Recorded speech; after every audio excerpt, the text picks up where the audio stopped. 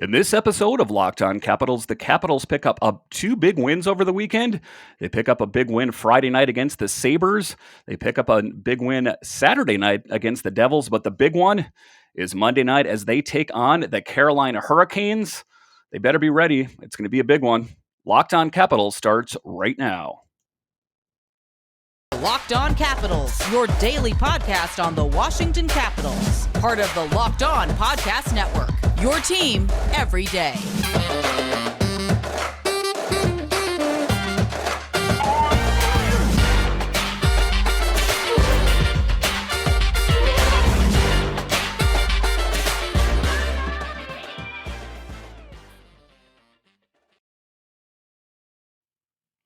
Hello and welcome in to this episode of Locked On Capitals. This podcast is free and available on all major platforms, and I want to thank you for making Locked On Capitals your first listen or view of the day. That's right, we're also on YouTube, so head on over there and hit the subscribe button. We're trying to get up to 100 subscribers here.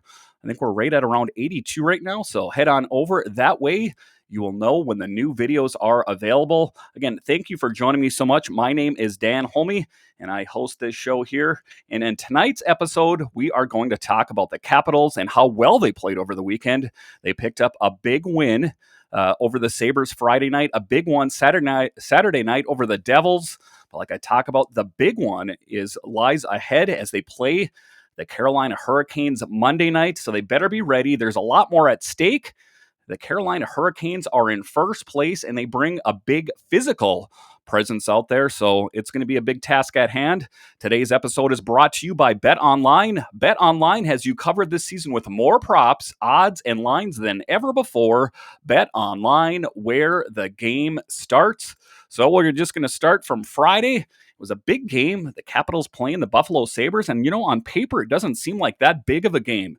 It's the Sabres. They're kind of lower in the division. And, there's not a lot at stake for them, but there is. Their job now is to play spoiler to teams like the Washington Capitals, because let's face it, the Buffalo Sabres are out of it, and they're playing for jobs. But I've got to say, after watching the game, they were a bigger opponent than I think the Capitals had anticipated. They have a lot of bigger players. They have draft picks that they've kind of accumulated over time. And then they traded Eichel over to the Golden Knights, and they got Tuck in return. There's just so many players. I think that Sabres team in years will actually be a team to be reckoned with. And I know we've heard that for years and years, that the Sabres are going to be good, but I think that they will be, and kind of good on them. I know this is a Capitals podcast, but that is a team that has been poor, kind of perennial losers for many years. Can't even tell you the last time they were good. But the Capitals had to be ready.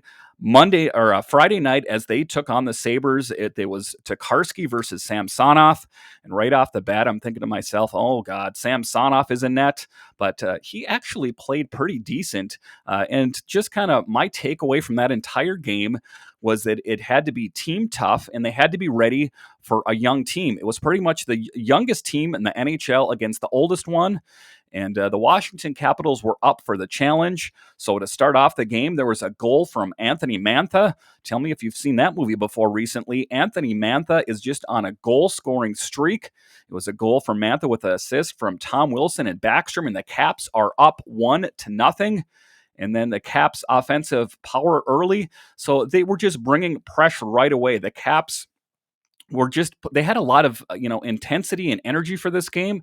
I think that to a certain extent they want to keep accumulating these wins, because at this point it's trying to move up a little bit more in the standings. And I know that they don't want to fall into what they call a trap game, where you go into a stadium or an arena and you play a team and you're like, well, this team isn't that great, I think we'll just be able to just blow them away. It wasn't necessarily the case in this game, because then Skinner got a goal with the equalizer. It was 1-1, and Skinner is kind of a big name on that team. He just was playing very great in that game. Sammy, great save on a breakaway opportunity by Skinner after that. So that's kind of the theme of this game for the Buffalo Sabres was Skinner. He was all over the place, and he's one of the big names out there. They have Tuck out there. They have a lot of potential, and like I say, in a couple years, I think that Sabres team is going to be one to be reckoned with. They have Craig Anderson in net. He wasn't playing last night, but as you know, he played with the Capitals last season, kind of a reclamation project, and he's playing pretty good for an older guy out there, and I think that that's going to be one of the things that will propel the Buffalo Sabres over the top. Kind of their secret sauce is just to get an elite goaltender. I think that will really help them out. So Sammy had that great save, like I say, on a breakaway by Skinner early, and he was tested quite a bit early. And I think that Samsonov was up for the challenge. I mean, he was kind of out of position a couple times in the game, but ultimately played good. And then Jensen with a great goal from the right circle. And that's what it's all about. It's about the defense getting up into the play, and that's Peter Laviolette hockey. Some teams out there, they like to just let the forwards take care of the scoring, not Peter Laviolette style of hockey. He likes to get the defense up into the rush. And that's what happened there. Jensen scored a goal, and then the Caps are up 2-1. So we're right away, we're off to a good start there. Then it was, like I was talking about, Skinner, second goal of the night with the equalizer. It's 2-2. It's knotted up. And they have to find a way to contain Skinner is what I'm thinking when I'm watching this game. He's the one that has the real scoring power out there, and he gave the Capitals almost more than they could handle. The Sabres overall were playing well. They have recent acquisitions have stepped up. Tuck and Krebs. Krebs was the other big one out there. And I think that, in a few years, like I've said, I think that they will be really good. And then Olofsson has a goal, and then the Sabres are up 3-2. And I'm thinking to myself, what is going on here? This is the Buffalo Sabres. This is not supposed to be going on. You don't want to fall into this trap of, we're the Washington Capitals and you're the Buffalo Sabres and you're not playing the way we think you should be playing. But then Ovechkin goal, high left side from the right circle. Alex Ovechkin's 41st goal of the season. And I'm thinking to myself, they have the game tied. All right, we're in a good position. Alex Ovechkin is all warmed up. And he's on the board. And the Washington Capitals always play better when Alex Ovechkin is scoring goals. And that kind of just set him in the right direction after that. Samsonov making big saves all games, some big saves in the third period as well. And that's what it was about. It was Samsonov. I know watching the game, and then I watched the condensed game after just to kind of study it a little bit more. And Samsonov was big where he needed to be big. He did allow some bad goals in there as well. But overall, I think it was an okay night for Samsonov, all things considered. And I know what you've heard me say in the past about Ilya Samsonov. He's not that great. And I will say, I got to give credit where credit's due. He played pretty well, I got to say, in that game. But the thing with Samsonov is stringing together those wins. So if he could pick up another win in an upcoming game here, that would be big. But taking a look at the schedule, like I say, the Carolina Hurricanes is Monday night, and then they don't have another game until Sunday. So there's just this huge gap, which, hopefully that will allow some time for some of these injured players to come back. I guess time will tell on that one. And then it went to the shootout because the game was tied. And I'm thinking to myself, we're going to go to overtime here. And then it not only went to overtime, it went to the shootout. And then Ovechkin did what Ovechkin does best is he gets the shootout winner. Alex Ovechkin scores his 16th career game-deciding shootout goal to give the Capitals a 4-3 win over the Buffalo Sabres. Ovechkin's 16 game-deciding goals are tied for the 9th most in the NHL since the league introduced the shootout in the 05-06 season. So Ovechkin doing Ovechkin things. And what is that? It's a pedigree of playing great.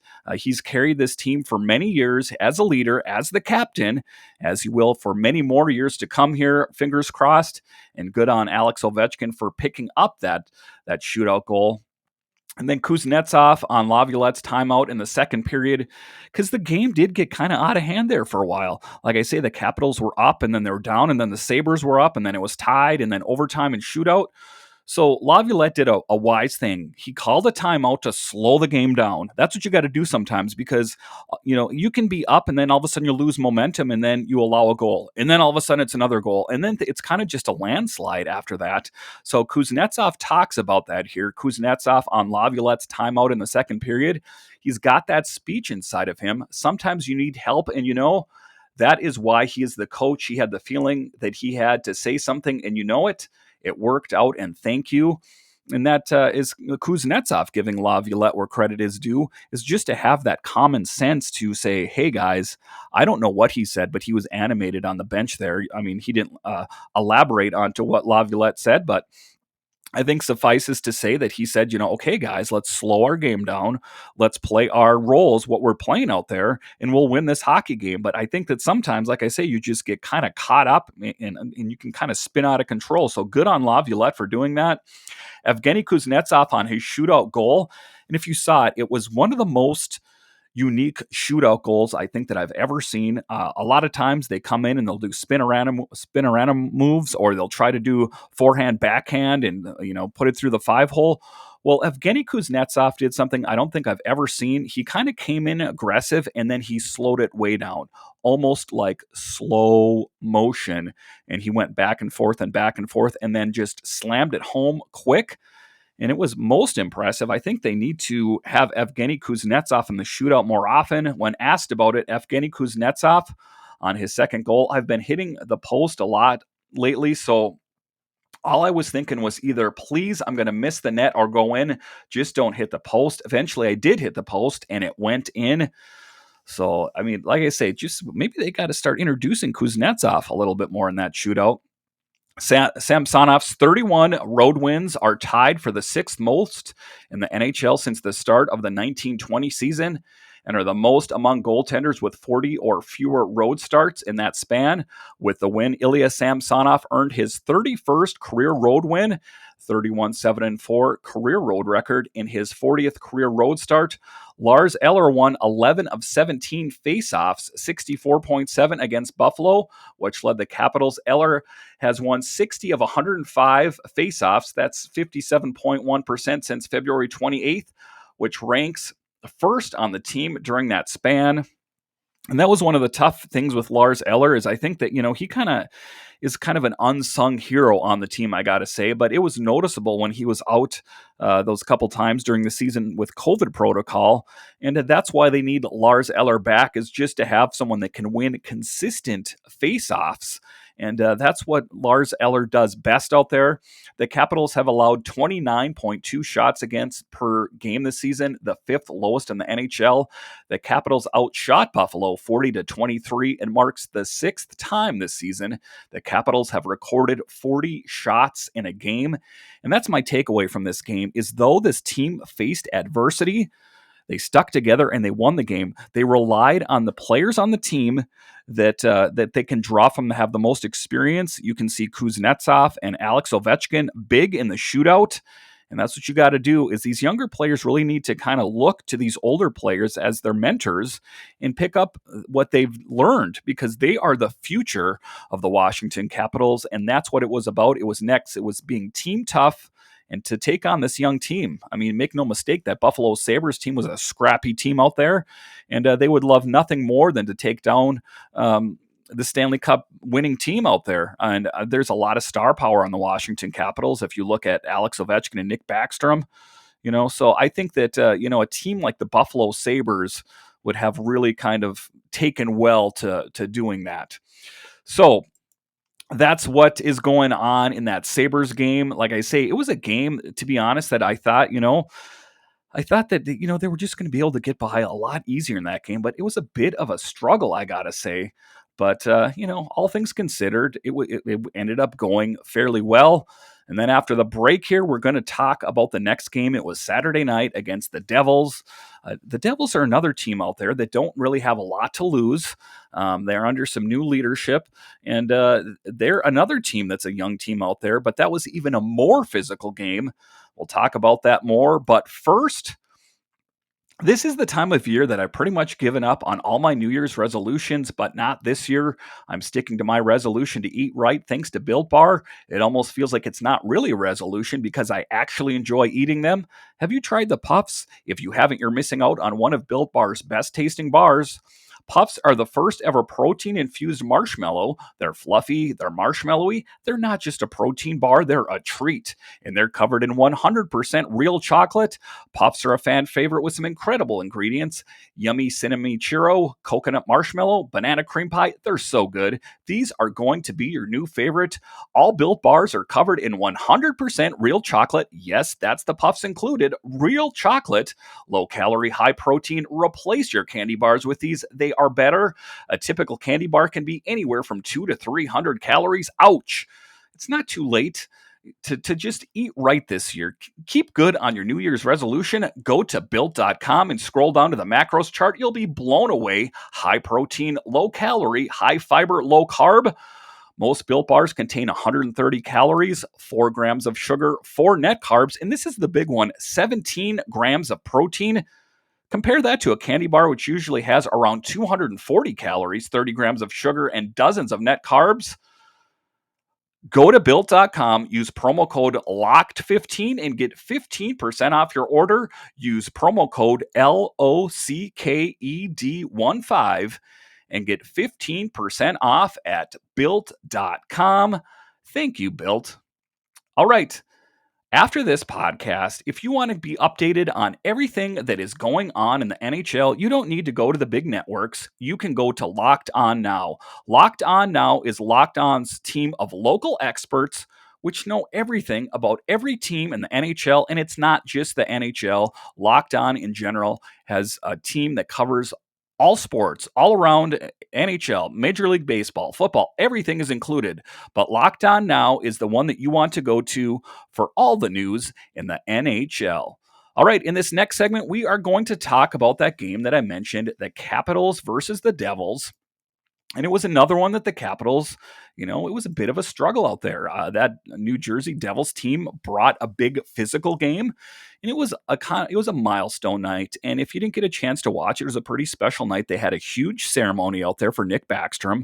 It was to commemorate his 1,000th point with one franchise. And that's the big thing out there is 1,000 points in and of itself is a great thing. But to get it all on one franchise is a big night. And they had his wife and their children, or fiance, I guess, and his parents and his brother. It was just a big night. And then they had Alex Ovechkin and John Carlson come out. It was really special.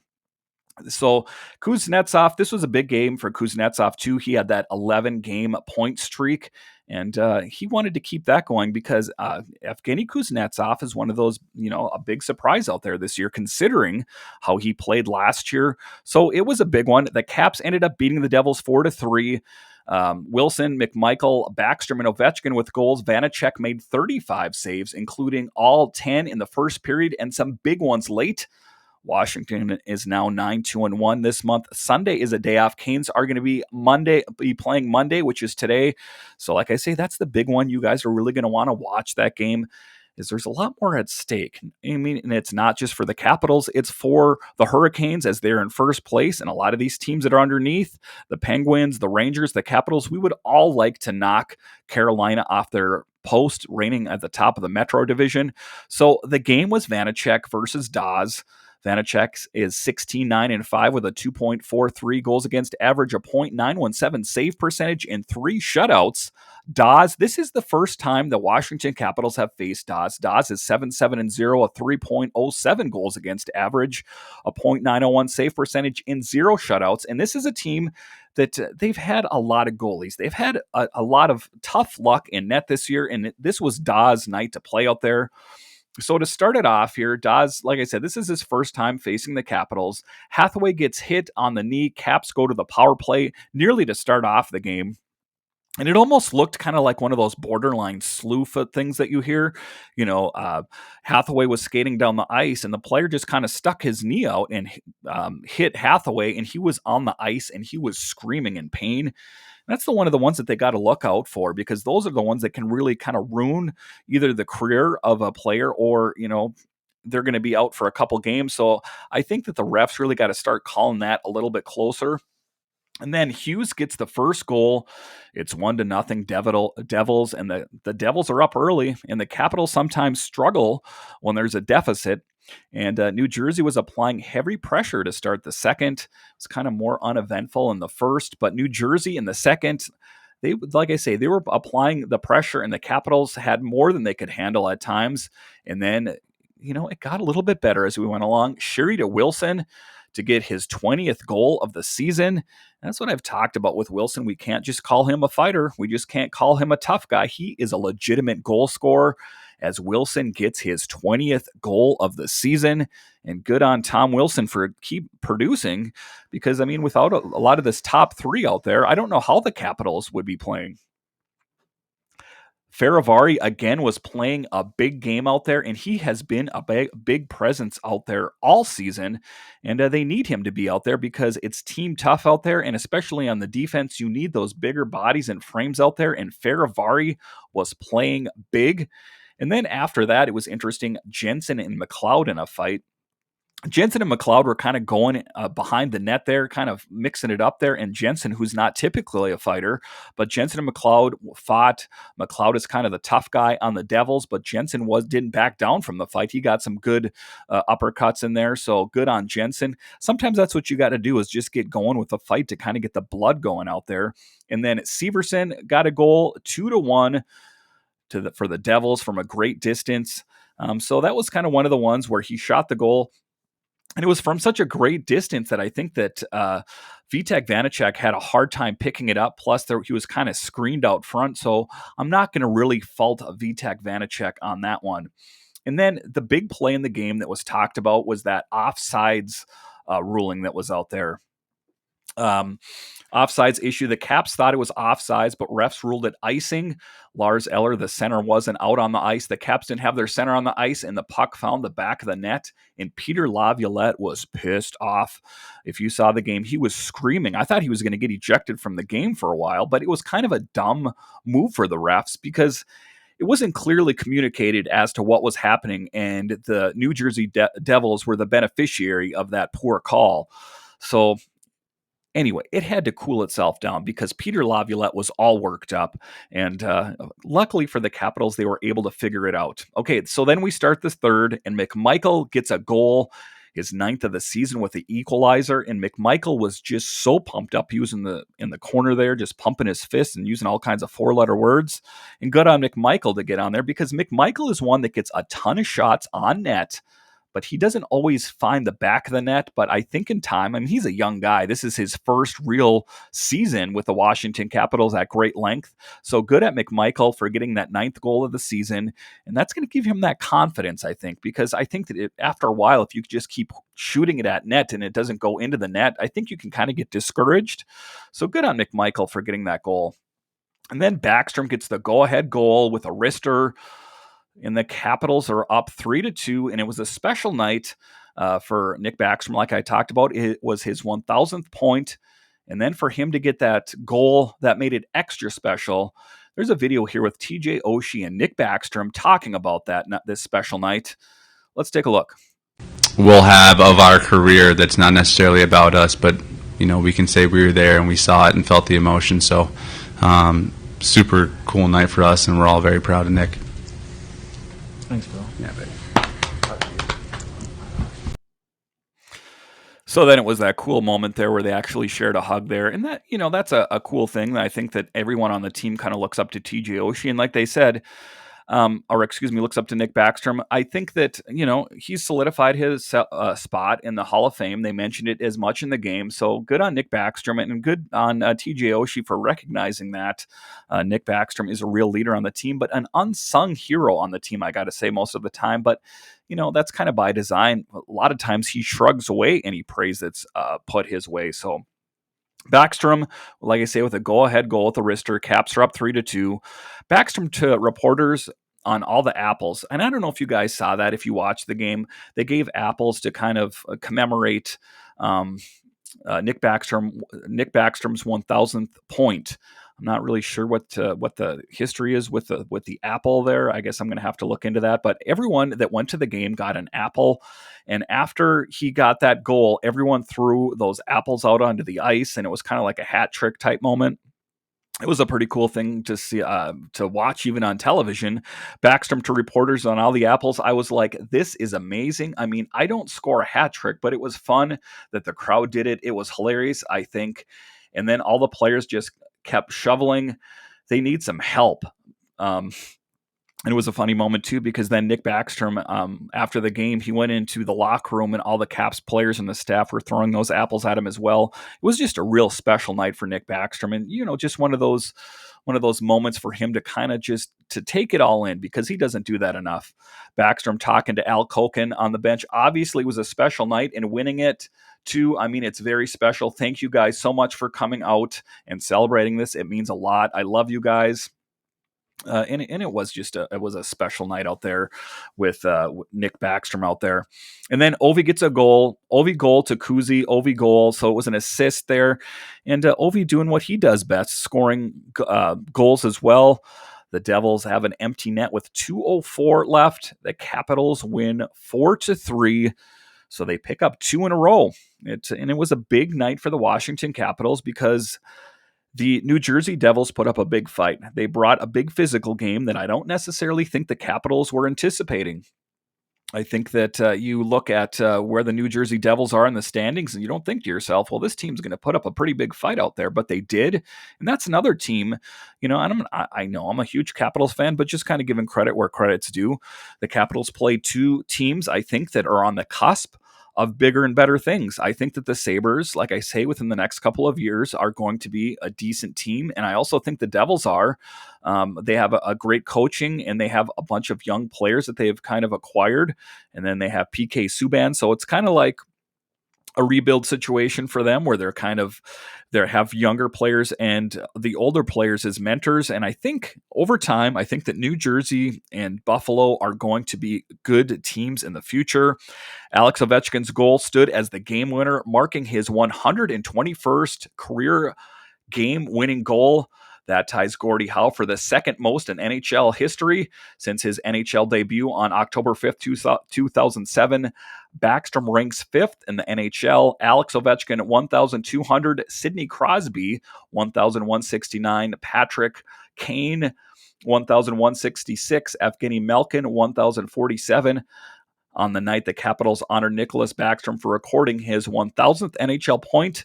Backstrom recorded 2 points, 1 goal, 1 assist for career points 1,005 and 1,006. And what a great cap on Nick Backstrom's night, and just kind of solidifying and proving to everyone what kind of player he is. And just, the milestone month for Alex Ovechkin and Nick Backstrom continues. This March of 2022 is going to be one that both of them remember. It was the milestones for both of them, and the milestones just keep coming. They've been in the league for so long. I think that just kind of comes with the territory. If you're, a good player at all, that is what's going to happen. And those good things keep happening to Nick Backstrom, Alex Ovechkin, and the Washington Capitals in general. All right, after the break, we are going to talk about the Capitals taking on the Carolina Hurricanes. This is the big one. This is the main event. It's Monday night. They take on the Carolina Hurricanes, who are first in their division. We'll talk about that more after the break. All right, welcome back. The Washington Capitals take on the Carolina Hurricanes tonight. It's a big one. It's a game that has a lot of implications, and you're thinking to yourself, well, what are those implications? It's picking up a big 2 points. And it's a divisional game, so that would be big on the Capitals to pick up those points. It would be nice for them to, be able to pass the New York Rangers. Just taking a look at the standings here right now, the Hurricanes are 43-15 with 93 points. The Penguins 40-17 with 90 points, and the Rangers 42-19 with 89 points. The Capitals have 84, so I think that is in reason for the Capitals to at least, either tie the Rangers or surpass them. I think that if the Capitals just keep going on a winning streak like they've been doing and playing consistent, I know they had those tough 2 games there against the Blues, and so I mean, that was a bit of a tougher stretch there, but it seems like they've kind of turned it around. So the Stars and the Blues kind of gave the Capitals fits, and they generally do. So I guess it really shouldn't come as much surprise. But then the Capitals got lucky, and they played 2 what I'm going to call easy teams. But like I say, the main event is Monday night as they take on the Hurricanes. This is not the Hurricanes team that you remember from years ago. This is a legitimate team. This is a team that picked up Max Domi. That was a guy that was kind of, in a lot of ways, slated to go to the Washington Capitals. And we ended up getting Johan Larsson and Marcus Johansson instead. Time will tell if that is a better deal. I think that, pound for pound, that's a better deal for the Washington Capitals because what the Capitals would have had to give up to get Max Domi would have been a lot. So I think that the Hurricanes are on that one of those teams that's on the cusp, or they believe that they're on the cusp. So they wanted to make that one big acquisition. The one thing I'm going to say about the Hurricanes that should give Hurricanes fans a bit of cause of concern is some of their net minding. It can be a bit inconsistent at times. So I think that if the Hurricanes, their secret sauce is going to be solidifying some of their net minding. Sometimes it's a little rough in net. I usually watch some of the highlights on the NHL Network, and they do have some decent goaltending from time to time, but like a lot of other teams out there, it can be a bit inconsistent. And I'm going to break down that game for you on Tuesday. But that is this is the Locked On Capitals podcast for today. I want to thank you for joining me tonight. I almost said my other podcast. I did another Washington Capitals podcast for such a long time. Sometimes it's a bit of muscle memory, so you'll have to forgive me out there. But I want to thank you for joining me on this episode of Locked On Capitals. Now make your next listen Locked On Fantasy. That's always a good one to watch, where you can watch or listen, where you can hear Steele Roden and Flip Livingstone help you become the expert of your fantasy league. It's free and available wherever you get your podcasts. And those two guys are just a wealth of knowledge. So make sure and check that out. I want to thank you for listening to this podcast, the Locked On Capitals podcast, and I will break down that Carolina game for you tomorrow. It's going to be a good one. I hope the Capitals are up for the challenge. Their keys to success are put Vitek Vanecek in net. I know that Samsonov played okay, but you got to put Vitek out there and maybe try keeping Tom Wilson on the top line up there. That puts out some of that bigger muscle and goal scoring potential all on one line. I think that is just going to be a big key for their success. All right. Thanks for watching. Have a good day.